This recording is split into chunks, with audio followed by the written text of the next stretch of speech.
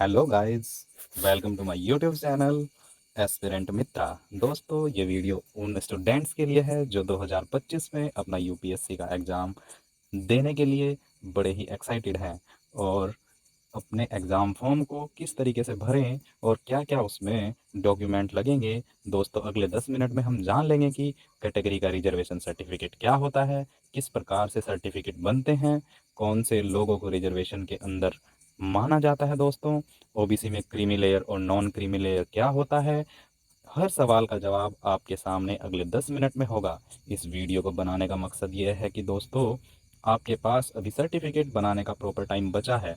कई स्टूडेंट ऐसे होते हैं जो फॉर्म बनाने के बाद सर्टिफिकेट बनाते हैं। जब लास्ट डेट होती है तो जल्दीबाजी में या तो फॉर्म भरते समय उस टाइम पे गलत सर्टिफिकेट बन जाता है या सर्टिफिकेट बन ही नहीं पाते। तो जो स्टूडेंट फॉर्म को फिलअप करेंगे, उन फॉर्म में जो जो रिक्वायरमेंट होगी डॉक्यूमेंट की, वो डॉक्यूमेंट 1 अप्रैल 2024 से लेकर 11 फरवरी 2025 तक के बीच के सर्टिफिकेट बने हुए ही चलेंगे। दोस्तों, ये सर्टिफिकेट केवल और केवल ईडब्ल्यूएस और ओबीसी कैटेगरी के लिए ही वैलिड माने जाएंगे। दोस्तों, आगे हम चल के इसमें देखेंगे कि ओबीसी में क्रीमी लेयर और नॉन क्रीमी लेयर क्या होता है और ईडब्ल्यूएस के सर्टिफिकेट का क्या महत्व है और ईडब्ल्यूएस की कैटेगरी में कौन कौन से लोग हमारे आते हैं। तो चलिए दोस्तों, अब हम शुरू करते हैं अपनी वीडियो को। जो हमारा 2025 का यूपीएससी का जो फॉर्म होगा वो कुछ इस तरीके से होगा। उसकी जो फॉर्म भरने की तिथि है, जब से फॉर्म खुलेंगे उसका जो नोटिफिकेशन की डेट है दोस्तों, तो 22 जनवरी 2025 है और अंतिम तिथि 11 फरवरी 2025 है। इसलिए हमने पीछे बोला था कि जो भी डॉक्यूमेंट आप बनाएंगे वो 11 फरवरी 2025 तक के ही वैलिड होंगे, उसके बाद के वैलिड नहीं होंगे। सो गाइज, अब हम बात कर लेते हैं category wise number of attempts की और एज लिमिट के रेस्ट्रिक्शंस की। तो गाइज, सबसे पहले बात करते हैं हम जनरल कैटेगरी की। तो जनरल कैटेगरी की अगर हम बात करें तो गाइज, जनरल कैटेगरी में मैक्सिमम जो एज लिमिट है वो 32 ईयर है और इसमें आपको मिलते हैं 6 नंबर ऑफ अटैम्प्ट्स। आप 6 टाइम यूपीएससी का एग्ज़ाम दे सकते हैं, उसके बाद आप ट्राई नहीं कर सकते। ऐसे ही ओबीसी की बात करें तो उसमें मैक्सिमम एज लिमिट 35 ईयर है और 9 नंबर ऑफ अटैम्प्ट्स हैं दोस्तों। उसके बाद हम बात करते हैं एससी एसटी कैटेगरी, तो उसमें 37 ईयर्स तक आप अप्लाइड कर सकते हैं और उसके बाद उसमें नंबर ऑफ अटैम्प्ट आपके अनलिमिटेड है, आप कितने भी नंबर ऑफ अटैम्प्ट दे सकते हैं। गाइस, जिसके बाद हम बात करते हैं कि आरक्षण आरक्षण का लाभ प्राप्त करने के लिए क्या एलिजिबिलिटी या पात्रता होनी चाहिए, किन्हें आरक्षण का लाभ मिलता है। तो गाइज, आरक्षण का लाभ उसी कास्ट के लोगों को मिलता है जिस कास्ट को सेंट्रल गवर्नमेंट के द्वारा एक रिजर्व, पूरा का पूरा समुदाय उसे घोषित कर दिया जाता है और उसे उस कैटेगरी के समुदाय में ऐड कर दिया जाता है। अब थोड़ा आगे देखते हैं कि यदि कोई उम्मीदवार सिविल सेवा के मतलब प्रीलिम्स के टाइम अपने एग्जाम में यह बता देता है कि वह है जनरल कैटेगरी से संबंधित है, लेकिन कालांतर में अपनी श्रेणी को आरक्षित सूची की श्रेणी में तब्दील करने के लिए आयोग को लिखता है, तो आयोग द्वारा ऐसे अनुरोध को स्वीकार नहीं किया जाएगा। इसका मतलब यह है गाइज कि यदि किसी स्टूडेंट ने फॉर्म भरते टाइम जनरल कैटेगरी भर दिया है और बाद में वह यह आवेदन के साथ आयोग को मतलब यूपीएससी को यह लिखता है कि वह किसी भी रिजर्व कैटेगरी से बिलोंग करता है या वो बाद में उसका सर्टिफिकेट दिखाता है, तो यूपीएससी के द्वारा उस बात को माना नहीं जाएगा। उससे पहले हम बात करते हैं ओबीसी कैटेगरी की। तो इस ओबीसी कैटेगरी के बारे में बात करते हैं कि सिविल सेवा 2025 के लिए ओबीसी श्रेणी के उम्मीदवारों को अनिवार्य रूप से वित्त वर्ष 2021-22, 22-23 और 23-24 के दौरान की आय के आधार पर ओबीसी नॉन क्रीमी लेयर पद प्रमाण पत्र प्रस्तुत करना होगा। इसका मतलब यह है कि इसमें ओबीसी के जो हमारा वर्ग है पूरा ओबीसी उसे दो पार्ट में डिवाइड किया हुआ है, एक तो क्रीमी लेयर और एक नॉन क्रीमी लेयर, एक क्रीमी लेयर और एक नॉन क्रीमी लेयर। इसका मतलब ओबीसी कैटेगरी में दो प्रकार के लोग का वर्गीकरण किया गया है। एक तो जो अमीर व्यक्ति हैं, उन्हें केंद्र सरकार के द्वारा क्रीमी लेयर में रखा गया है, तथा जो नॉन क्रीमी लेयर है उसके बारे में अभी हम देखेंगे आगे स्लाइड में।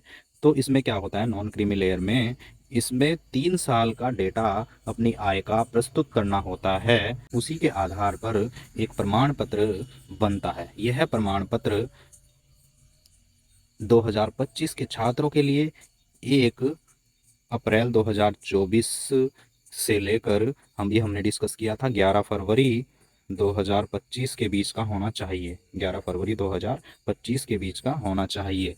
तो उसके बाद अगर यह प्रमाण पत्र जारी किया जाएगा तो यह स्वीकार्य नहीं होगा। हाँ, स्लाइड में वही बात बताई गई है कि जो यूपीएससी 2025 के लिए आवेदन पत्र प्राप्त करने की निर्धारित अंतिम तारीख उम्मीदवारों के अन्य पिछड़ा वर्ग की स्थिति क्रीमी लेयर के निर्धारण की तारीख मानी जाएगी। मतलब 11 फरवरी आपकी अंतिम तिथि मानी जाएगी। आपको एग्ज़ाम का फॉर्म जो भरने की तिथि है उस तिथि तक आपका प्रमाण पत्र बन जाना चाहिए गाइज। कहे तो सरकारी नौकरियों में, शिक्षण संस्थानों में ओबीसी वर्ग के लिए 27% आरक्षण का प्रावधान किया गया है, जिसके लिए सरकार ने कुछ नियम बनाए हुए हैं। इसके अनुसार ओबीसी वर्ग का हर उम्मीदवार इस आरक्षण का फायदा नहीं उठा सकता है। इस नियम के तहत ओबीसी वर्ग के अभ्यर्थियों को क्रीमी और नॉन क्रीमी लेयर में वर्गीकृत किया गया है। नियमों के अनुसार केवल नॉन क्रीमी लेयर ओबीसी अभ्यर्थियों को ही आरक्षण का लाभ मिलता है, जबकि क्रीमी लेयर के विद्यार्थियों को इसका लाभ कतई नहीं मिलता है। इसका क्राइटेरिया समझ लेते हैं। यदि किसी परिवार की वार्षिक आय 8 लाख रुपए से कम है तो उसे नॉन क्रीमी लेयर में रखा जाता है। इस आय में कृषि से होने वाली कमाई आय को शामिल नहीं किया जाता। सरकारी कर्मचारी उनके बच्चों के लिए आरक्षण की सीमा उनके माता पिता के रैंक पर आधारित होती है। इस मामले में आय नहीं देखी जाती है। अब देखिए दोस्तों, कौन कौन क्रीमी लेयर में आ सकता है। यदि अभ्यर्थियों के माता पिता ने में से किसी में दोनों में से कोई संवैधानिक पद धारण किया हो, या ग्रुप ए या ग्रुप बी में सरकारी नौकरी प्राप्त की हो, या 40 वर्ष की आयु से पहले पदोन्नति पाकर ग्रुप ए में पहुंच गया हो, मतलब प्रमोशन लेके ग्रुप बी से ग्रुप ए में पहुंच गया हो, तो ओबीसी आरक्षण का लाभ उसे नहीं मिलेगा।